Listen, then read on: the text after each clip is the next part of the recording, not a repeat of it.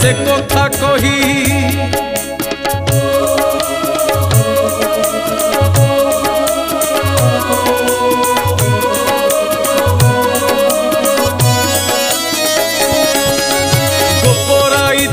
पवित्र गोवर्धन पर्वत